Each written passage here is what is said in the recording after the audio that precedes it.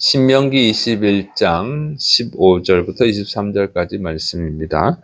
오늘 말씀은 그 장자의 상속에 관한 것, 또 폐역한 아들에 관한 것, 또 그다음에 이 사형한 그 시신 처리에 관한 규례입니다. 자, 이제 먼저 유산 상속에 관한 내용입니다. 신명기 21장 15절부터 17절. 어떤 사람이 두 아내를 두었는데 하나는 사랑을 받고 하나는 미움을 받다가 그 사랑을 받는 자와 미움을 받는 자가 둘 다 아들을 낳았다 하자. 그 미움을 받는 자의 아들이 장자이면 자기의 소유를 그의 아들들에게 기업으로 나누는 날에 그 사랑을 받는 자의 아들을 장자로 삼아 참 장자 곧 미움을 받는 자의 아들보다 앞세우지 말고 반드시 그 미움을 받는 자의 아들을 장자로 인정하여 자기의 소유에서 그에게는 두 몫을 줄 것이니 그는 자기의 기력의 시작이라 장자의 권리가 그에게 있음이니라. 자, 이 당시는 일부 다쳐져 있죠. 그러다 보니까 더 사랑하는 아내가 있고 덜 사랑하는 아내가 있고 또 심지어는 뭐 미워하는 아내도 있고 이런 경우들이 많이 있단 말이에요. 그러니까 이 야곱의 경우에도 보면 부인이 4명이 있죠. 이런 경우들. 그런데 이제 유산을 상속할 때 이제 문제가 생기는 거예요. 이제 장자는 2배의 몫을 줍니다. 다른 자식들보다. 그런데 이제 2배 몫을 주라고 돼 있는데 자기가 사랑하는 그 아내가 있어. 더 사랑하는 아내. 그 아내의 자식을 더 주고 싶겠죠. 더 많이. 그럴 경우에 이제 더 사랑하는 아내의 자식이 뭐 셋째든 뭐 열째든 간에 그 상관하지 않고 장자처럼 2배를 주는 경우가 있다는 거예요.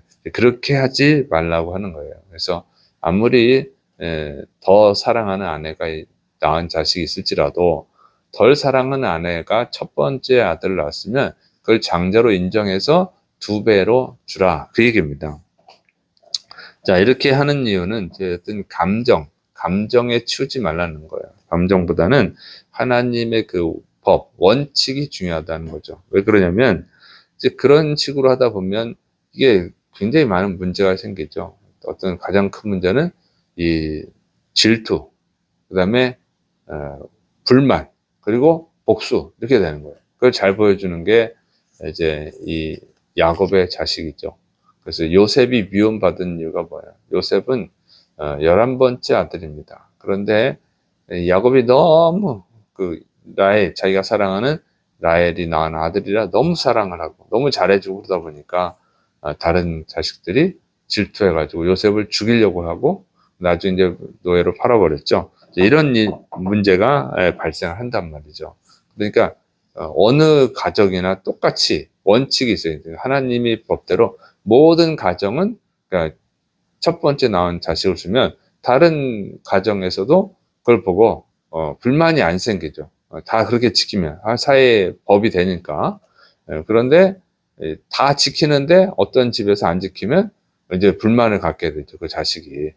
왜 다른 집도 다 그러는데 왜 이렇게 안 해? 이렇게 그런 불만을 갖게 되잖아요. 그러면 이제 많은 문제가 생기기 때문에 하나님이 그렇게 하시는 것이죠. 자, 그다음에 그런 이제 문제는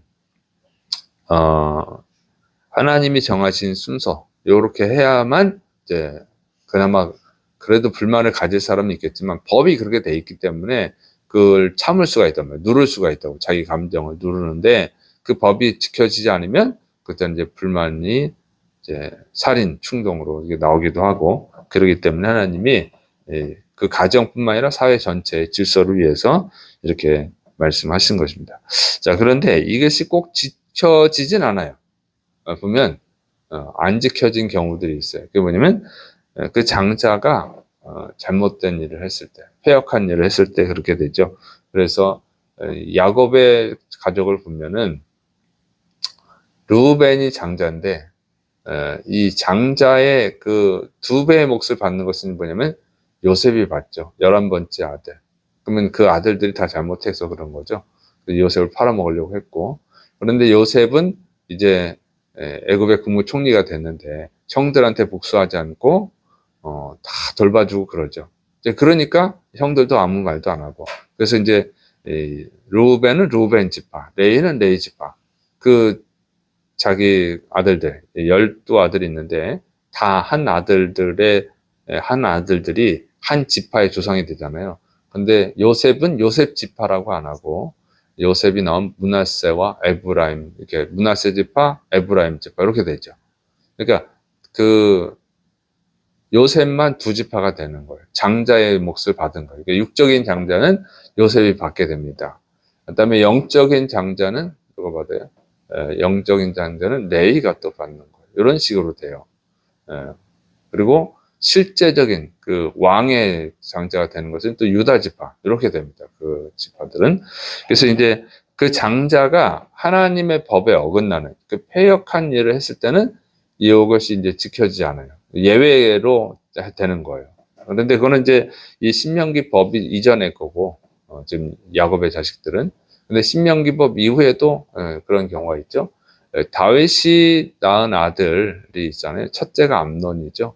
그러나 암논은 장자의 그 몫을 못 받죠. 왕을 이어받지 못하잖아요. 누가 받냐면 솔로몬. 대략 한 10번째 아들로 추정이 되는데, 어쨌든 솔로몬이 받습니다. 이거 특별한 경우죠. 왜냐면 그 암논도 이제 뭐 잘못을 했고, 그다음에 압살롬도 잘못했고, 다 잘못을 했는데, 그런 것도 있지만 하나님의 특별한 또 뜻이 있어요. 그러면 그 첫 번째 아들이 암논, 두 번째가 압살롬, 세 번째가 누구더라? 어쨌든 그래요. 어쨌든 갑자기 생각 안 나는데 이런 이제 경우가 있어요. 그런 경우들 어쨌든 다 이어받지 못해요. 그래서 세 번째 아들이 솔로몬이 왕이 되려고 때 자기가 왕이 되려고 했다가 이제 결국 실패하고 죽임 당하는데 그 아들 생각이 안 나네. 어쨌든 이렇게 세 번째까지 다 잘못했는데 네 번째 아들, 다섯 번째 아들 있는데 장자가 못 되죠. 솔로몬이 되는 거예요. 그러니까 그거는 이 장자들이 패역한 짓을 해서 잘못된 짓을 해서 못된 것도 있지만 그거보다는 하나님의 뜻이죠. 하나님이 솔로몬을 딱 정한 경우. 그래서 일반적으로는 장자 처음에 태어난 아들이 장자가 되지만 그렇지 않은 경우, 특별히 잘못된 경우는 안 되고, 그 다음에 또 하나님의 선한 뜻이 있을 때, 그럴 때 또 안 되는 거예요. 이런 예외 규정이 있습니다. 자, 그 다음에 이제 패역한 자식의 징계에 대한 규례입니다. 신명기 21장 18절부터 21절, 사람에게 완악하고 패역한 아들이 있어 그의 아버지의 말이나 그 어머니의 말을 순종하지 아니하고 부모가 징계하여도 순종하지 아니하거든 그의 부모가 그를 끌고 성문에 이르러 그 성읍 장로들에게 나아가서 그 성읍 장로들에게 말하기를 우리의 이 자식은 완악하고 패역하여 우리 말을 듣지 아니하고 방탕하며 술에 잠긴 자라 하면 그 성읍의 모든 사람들이 그를 돌로 쳐 죽일지니 이같이 내가 너희 중에서 악을 제하라. 그리하면 온 이스라엘이 듣고 두려워하리라. 이제 패역한 자식의 경우에요. 그래서 부모의 말을 순종하지 않고 부모가 징계하도 듣질 않아. 그러면 이제 부모가 성문으로 가가지고 그 성읍에 있는 장로들에게 얘기를 하는 거예요. 고발을 하는 거죠. 우리 자식은 완악하고 패역하다. 순종하지 않고 방탕하고 술에 취해서 한다. 뭐 이렇게 고발을 하면 그 성읍 장로들이 사람을 모아가지고 그 패역한 아들을 돌로 쳐 죽이는 법입니다. 아주 좀 무섭죠. 이거 보면 하나님이 정말로 이 가정을 중요하게 여겼다는 거예요. 가정의 질서, 지금 장자 유산 상속하는 것도 그렇고 가정에 관한 법을 만들잖아요. 왜냐면 이 가정의 질서가 무너지면 가정이 가장 작은 사회 집단이잖아요.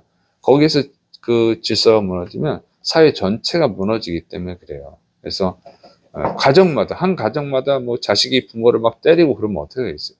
술에 취해가지고 술 중독이 돼가지고 일도 안 하고 부모의 등골을 빼먹으면 그 사회 전체가 망해버린 거예요. 그러니까 그런 경우를 하나를 놔둬버리면 다른 가정에도 다 오염이 된단 말이에요. 전염이 된단 말이죠.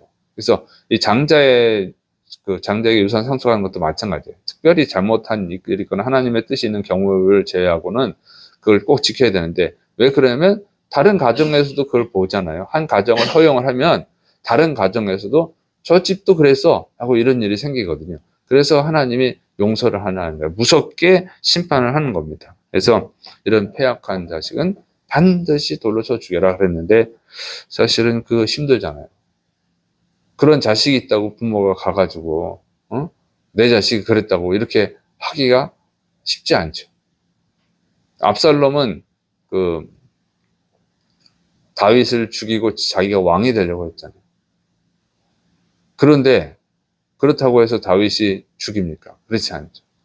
심판도 안 하고 책망도 안 하고 그리고 이 요압이 압살롬을 죽였는데 그때 막 울잖아요. 내 아들 압살롬아, 내 아들 압살롬아. 이렇게 하면서 막 네가 살고 내가 죽었으면 이렇게 막 울잖아요, 다윗이. 그런데 이게 쉽지 않은 거예요. 그런데 이 법이 있는 것 자체만으로도 조심하게 된다고 하는 거예요. 그리고 성경에는 그런 게 없지만 유대 전승에 의하면 전해져 내려오는 이야기에 의하면 그런 경우가 있었다고 그래요. 그런 전해져 내려오는 이야기이기 때문에 확인하기는 어려워. 사실인지 확인할 수는 없지만 어쨌든 전해져 내려오는 이야기에는 그런 경우가 있다고 합니다. 어쨌든 이런 법이 있는 것만으로도 조심하게 되겠죠. 잘못하면 죽으니까. 이렇게 되는 겁니다. 그래서 하나님이 이 질서를 지키기를 원하신다 하는 것을 알 수가 있습니다. 그 다음에 사용한 시신 처리 그래요. 신명기 21장 22절부터 23절 사람이 만일 죽을 죄를 범함으로 내가 그를 죽여 나무 위에 달거든 그 시체를 나무 위에 밤새 두지 말고 그날에 장사하여 내 하나님 여호와님께서 내게 기업으로 주시는 땅을 더럽히지 말라. 나무에 달린 자는 하나님께 저주를 받았음이니라. 그래서 이제 이 죽을 죄를 범한 아주 사악한 죄를 범한 경우에 그 사람을 죽여서 나무에 매달아 놓는데 그런데 그렇다고 해서 그걸 밤새 두면 안 된다 그게요. 그 밤이 지나기 전에 그날에 나무에서 내려서 시신을 장사를 지내야 된다 그런 말씀이에요. 그래서 보면 이렇게 하는 것은 뭐냐면 땅이 정결하게 보존하기 위함이다 그랬어요. 그 나무에 달린 자는 하나님께 저주를 받은 자이기 때문에 밤새도록 놔둬가지고 하나님의 주신 기업의 땅이 거룩한 땅이 부정해지지 않도록 하라 그 얘기입니다. 또 그리고 또 시신을 이제 밤새 놔두면 어떻게 되겠어요? 그 밤중에 어떤 일이 벌어질까요? 짐승들이 독수리, 까마귀 어쨌든 짐승들이 먹을 수도 있고 그럼 시선이 훼손될 수가 있겠죠. 곰이라든가 이렇게 와가지고 그러니까 그것은 이제 시신이지만 인간이기 때문에 존엄성을 보존해줘야 된다 이런 의미도 있어요. 자, 그런데 여기엔 또 다른 의미가 있습니다. 예수님의 십자가 사역을 가르쳐 주는 거예요. 그래서 예수님께서 십자가에서 죽으시죠. 그런데 예수님께서 십자가에 죽으셨을 때 바리새인들, 사두개인들, 이스라엘 사람들이 예수님을 믿지 않는 이유가 뭐예요? 나무에 매달린 자마다 저주받은 자라고 그랬는데 하나님의 아들이 어떻게 저주를 받을 수 있어? 그러니까 십자가에서 내려와. 그러면 하나님의 아들인 걸 믿어줄게. 이렇죠. 왜냐하면 이해할 수가 없는 거예요. 나무에 매달린 자는 저주받은 자라고 하나님이 말씀하셨는데 하나님이 자기의 아들을 나무에 매달리게 내버려 둘 수가 있느냐. 나무에서 죽게 내버려 둘 수가 있느냐. 그러니까 안 믿어지는 거예요. 이해가 안 되는 거죠. 아무리 예수님이 기적을 행해도 유대인들이 믿을 수가 없는 거예요. 그런데 왜 예수님이 십자가에 매달려 죽습니까? 이유가 있죠. 인간의 죄가 그만큼 사악하다는 거예요. 인간의 죄는 용서받을 수가 없다는 거예요. 동물의 제사를 드린다고 해서 용서가 되는 게 아니라는 거예요. 그만큼 심각한 죄라고 하는 걸 가르쳐주고 그래서 인간의 죄를 용서할 수 있는 분은 오직 하나님밖에 없다 하는 것을 가르쳐주는 거예요. 예수님, 하나님이신 예수님이 성자 하나님이신 예수님이 십자가에서 죽으신 거죠. 하나님만 인간의 죄를 없앨 수 있다는 걸 가르쳐주기 위함이고 그 다음에 또 예수님께서 어떻게 해요? 6월절이 있죠. 그래서 저녁이 되기 전에 십자가에서 내려서 장사 지내잖아요. 이렇게 하는 것이 바로 이 법 때문에 그런 거예요. 그래서 이 법 때문에 예수님이 또 부활하시죠. 예수님이 그러면 나무에 계속 매달려 있으면 어떻게 해요? 이게 문제가 되잖아, 또. 부활의 문제가 되죠. 그래서 이런 걸 통해서 만약에 매달려 있었는데 예수님 매달려 있어도 당연히 부활은 하시죠. 그런데 그러면 이제 유대인들이 뭐라고 했어요? 훔쳐갔다. 이렇게 끝이잖아. 그러나 돌무덤 속에 묻고 그걸 인을 쳐가지고 병사들이 지켜주고 있기 때문에 부활했다는 게 확실히 되는 거죠. 훔쳐간 게 아니라. 그래서 이런 것들. 그래서 예수님의 십자가 사역을 위한 예언도, 예언적 성격도 있다 하는 거예요. 그래서 이 하나님이 이렇게 일을 하시는 데 있어서 아주 정말 세심하게 일하시고 인류 전체의 구원과 행복을 위해서 일한다고 하는 걸 알 수가 있습니다. 장자의 규례, 패역한 자식에 대한 규례, 이 시신에 대한 처리 규례, 이런 것들 보면 정말 하나님이 인간을 사랑하신다. 인간이 행복하기를 원하신다. 이런 것들을 다 알 수가 있게 됩니다. 그래서 하나님은 정말 좋으신 하나님이신 줄을 믿으시기를 축원합니다. 이 하나님의 법들을 자세히 보면, 이게 지루해 보이지만 사실 이 말씀들을 잘 깊이 이렇게 연구해 보면, 묵상해 보면 정말 감사하다. 하나님 좋으신 분이다 하는 것을 알 수 있어요. 그래서 이 좋으신 하나님이 우리의 하나님, 여러분의 하나님이시기 때문에 여러분의 삶에도 기쁨과 행복과 축복이 넘치는 역사가 일어날 줄을 믿으시기 바랍니다. 무엇보다도 주님이 오시는 날 정말 영원한 행복, 진짜 행복을 영원히 받게 될 줄을 믿으시기 바랍니다. 기도하겠습니다. 사랑이 많으신 하나님 아버지, 우리 하나님 좋으신 하나님을 믿을 수 있게 하셔서 감사드립니다. 이 좋으신 하나님 안에서 그 말씀의 순종함으로 하나님이 주시고자 하는 행복과 축복과 또 영원한 구원을 받게 하여 주옵시고, 또 이 축복을 다른 사람들에도 전하는 사명을 우리가 온전히 감당하게 하여 주옵소서. 주께서 역사하심 믿고 예수님의 이름으로 감사하며 기도드립니다. 아멘.